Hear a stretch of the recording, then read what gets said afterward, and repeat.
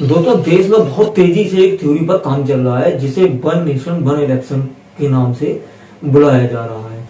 क्या ये थ्योरी प्रासंगिक है या इस थ्योरी में बाकायदा कुछ हो सकता है या इसके क्या फायदे होंगे और क्या नुकसान होंगे, हम इसी दिशा में इस वीडियो में बात करेंगे और जानने की कोशिश करेंगे कि इस थ्योरी के जो फायदे हैं वो क्या है और नुकसान है वो क्या है।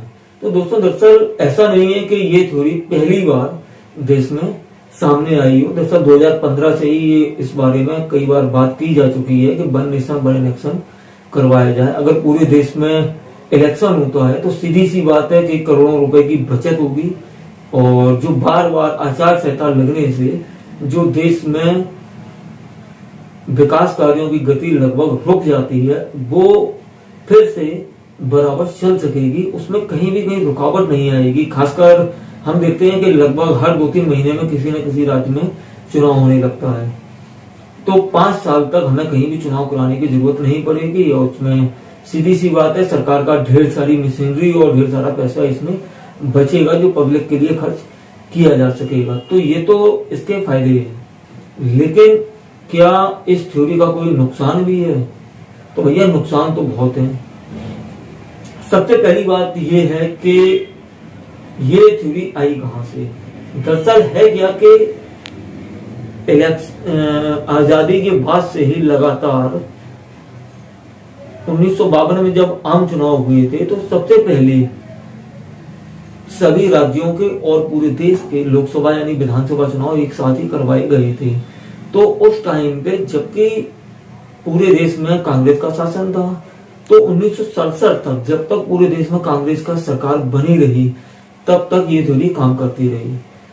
पूरे देश के लोकसभा और विधानसभा चुनाव एक साथ कराए जाते रहे। लेकिन जब 1968 से कांग्रेस की सरकारों की जगह राज्यों में दूसरी पार्टियों की सरकारों ने जगह लेना शुरू की, तब से एक नई कंट्रोवर्सी खड़ी हो गई। दरअसल हुआ क्या कि कुछ छोटे राज्यों में गठबंधन की सरकारें बन गई और उन सरकारों ने कुल मिला के कुछ दिन अपनी सरकार चलाई, उसके बाद वो सरकार गिर गई। इसी तरह से कुछ रीजन से जैसे 1980 में मोरारजी देसाई की सरकार गिर गई थी लोकसभा की, तो इस तरह से 4 बार लोकसभा भी बीच में ही खत्म करनी पड़ी। तो इन सब रीजन्स के वजह से हुआ कुछ यूं कि लोकसभा और विधानसभा चुनाव जो है वो सब अलग अलग होते चले गए। लेकिन अब एक बार फिर से 2015 से ये डिमांड बराबर की जा रही है कि इन चुनावों को सभी को एक साथ कराया जाए। हालांकि इस टाइम पे विपक्ष ने इस मामले में आपत्ति भी जताई है, कुछ विरोध भी हुए विपक्ष की ओर से, लेकिन वो सारे राजनीतिक फैक्ट ही हैं।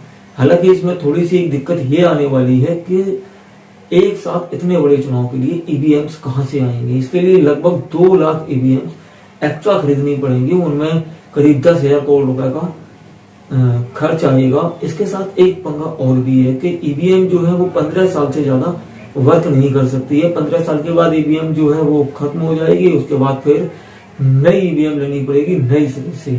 तो ये कुछ चुनौतियां हैं जिन्हें पूरा करना पड़ेगा। दूसरे इसमें एक चीज और भी है कि इसमें भाजपा को भी ये देखना पड़ेगा भाई कि आप किसी राज्य की सरकार को गिराएंगे तो नहीं, जैसा कुछ दिन पहले महाराष्ट्र में हुआ, एमपी में हुआ, गोवा में हुआ, कई जगह हो चुका है।